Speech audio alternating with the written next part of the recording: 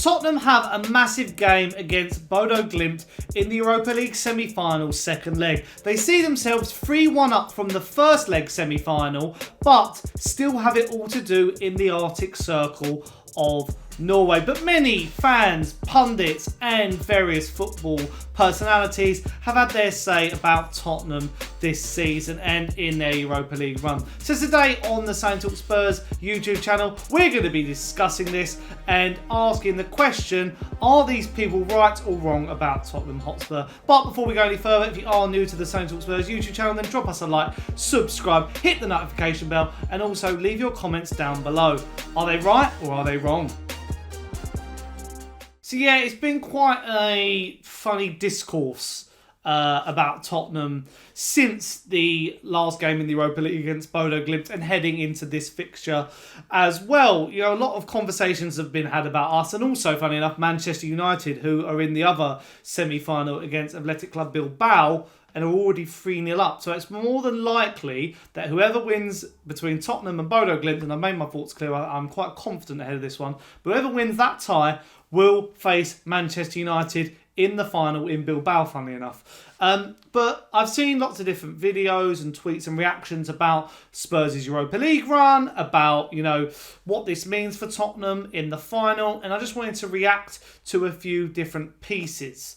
My first one is, funny enough, from former Arsenal manager, you know, legendary Arsenal manager, Arsene Wenger, who had this to say about Tottenham or Manchester United getting a Champions League place if they win the Europa League. But before I go any further, nearly 80% of you watching this right now are not subscribed to the talkSPORT YouTube channel. I'm closing in on 7,000 subscribers, so get down below, smash the subscribe button, hit the notification bell. We're closing in. I want 10,000 by the end of 2025. So join me on this Tottenham Hotspur journey when we're obviously going to lift that trophy in Bilbao, baby. Yes, subscribe, but let's get on with the video. Has it been a good Premier League season? Has the league itself been as competitive this year as in previous seasons? I would say no. I would say no. You had Man City not completely at the same level. Liverpool was very early in front and dominated the league from. And at the moment, Arsenal dropped at the moment where you wouldn't expect them to drop. So.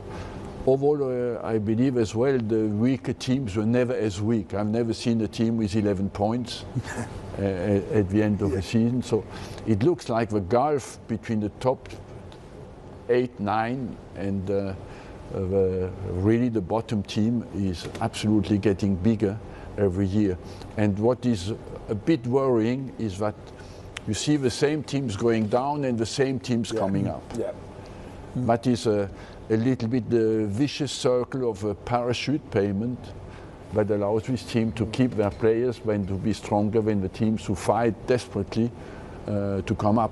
There's something to think about, how you can improve the competition. And I would say as well, with more teams now qualifying for the European Games, the gulf inside the league will become even bigger. Is that good, Arsene, more teams from the one league going into Europe?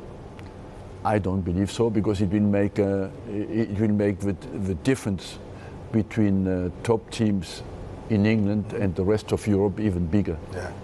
Because you would say, I think only a few teams now can compete with the Premier League teams in the Champions League. It can be Paris Saint-Germain, Real Madrid, Barcelona, Bayern Munich, and then financially already at the end, basically.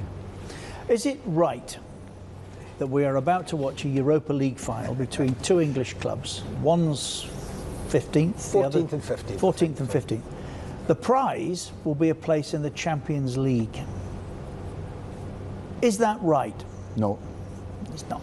Well, it is right if you make the decision that it is right. Well, yes, you know, but the reward seems far too great for two. Logic, they should qualify automatically for the Europa League again. That's right. Not necessarily for the Champions League, especially when you are in a league where you have already so many teams, 5 teams who qualify. So it will be looked at it maybe something to think about to review that. But on the other hand, they will say that people will tell you that to keep the Europa League focused and interesting and motivated, you need to give give them them a that prize.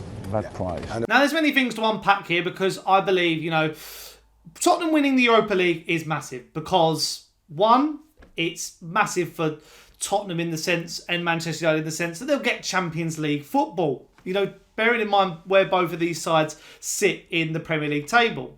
But also, that helps in the sense of transfers and who they can, basically sign. And Tottenham don't know their situation until, transfer-wise, until they know if they're getting Champions League football or not. You basically have to rebudget your whole style and system ahead of that. Similarly with that, you've got Tottenham do not know who the manager is going to be. Will it still be Ange Postecoglou if we win the Europa League or not? And also, it's the fact of silverware. And Tottenham winning a trophy for the first time in nearly 20-odd years is massive. And then Manchester United are going through a tough spell. So winning a trophy for them is of mass importance.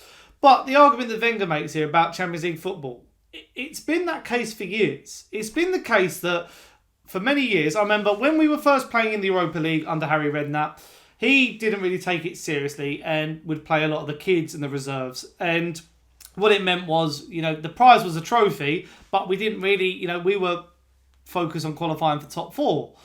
But the incentive to win the Europa League now is a prestigious tournament, but the fact that you get Europa League football from it, and that's only changed in the last 10 or so years, but I think it makes sense. If you win a prestigious trophy like the Europa League, doesn't matter about your league form, you deserve to get into it. Does it devalue it? No. What devalues it is that the fifth side in the Premier League gets Champions League football. I don't see the point of that since the extent. I like how UEFA have changed the format of the Champions League. I think it makes a lot of sense. But I think that adding an extra place and making it bigger has devalued it in general. But I like the fact that a lot of people have also said that the Champions League sides, going down is of devalue. The fact that, a couple of years ago in the group stages, if you were, say, you had a group of Real Madrid, Manchester United, Celtic and CSKA Moscow, whoever finished third out of them would drop into the Europa League and give them a second bite of the cherry. I thought that was I didn't like that. So people were devaluing it, saying, well, you've won it when it's different. But it gives teams like Tottenham and Manchester United in poor seasons a chance to win something. And, whoever wins the Conference League, will be probably Chelsea, but it usually, if it was a different side, could get into the Europa League. Winner of the Europa League can get into the Champions League, and it works like that. I think that makes a lot of sense. So Arsene Wenger, you're wrong. I think it was an absolute load of waffle. Second clip I want to look into is what Alex Crook said on talkSPORT on Friday just gone. You want to chuck out what? Yeah, I was just going to say, we were talking about this upstairs. If you look at the situation of the two football clubs, obviously, it's going to be great for United to win a trophy after a miserable season. It'll be 3 trophies in 3 years at a time when probably as a football club, we're at certainly the lowest ebb we've been in my lifetime. The Champions League is the big prize for United, getting back at Europe's top table, the money that comes with it to help enhance the squad this summer. For Tottenham, I think Champions League qualification is a secondary issue. They are just so desperate to get that first trophy in 17 years, first European title in more than 4 decades. And I do wonder if we get to a final, if that desperation might actually work against them. It's interesting because I mentioned that in the commentary that I was doing last night. You wouldn't have heard it because you were doing talkSPORT.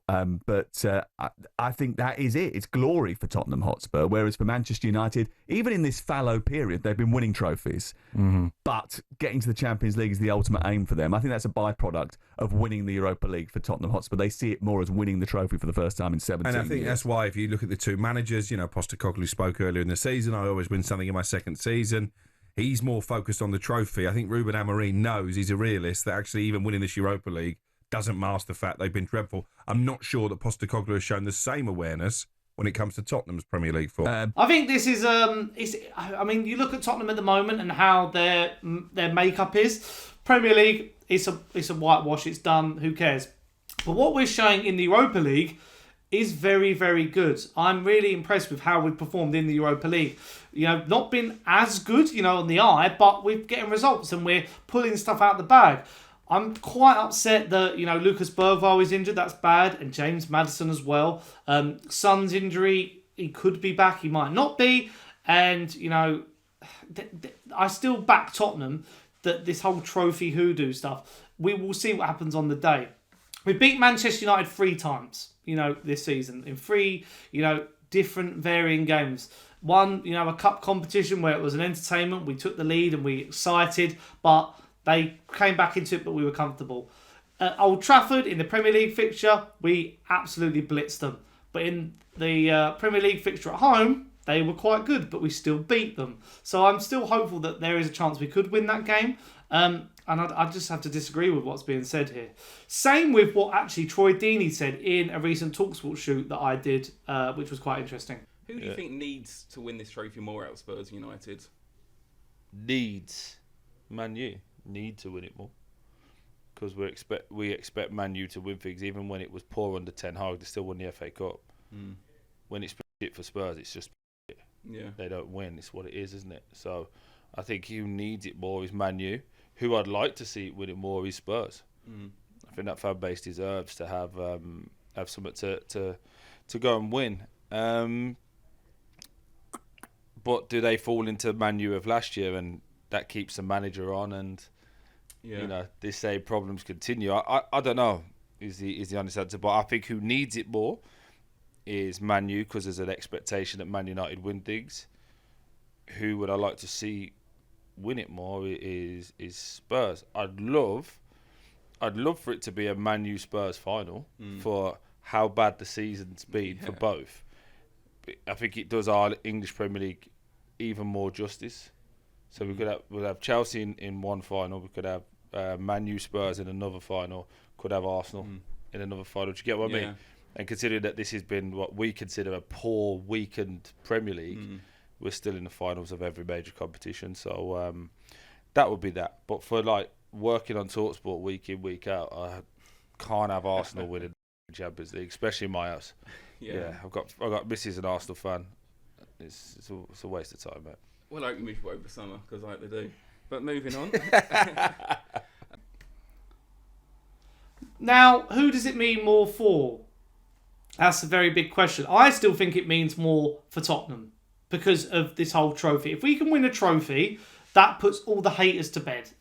That puts all the doubters and people who think we can't win anything and that. I understand what he's saying about Manchester United, but Manchester United are in their own turmoil.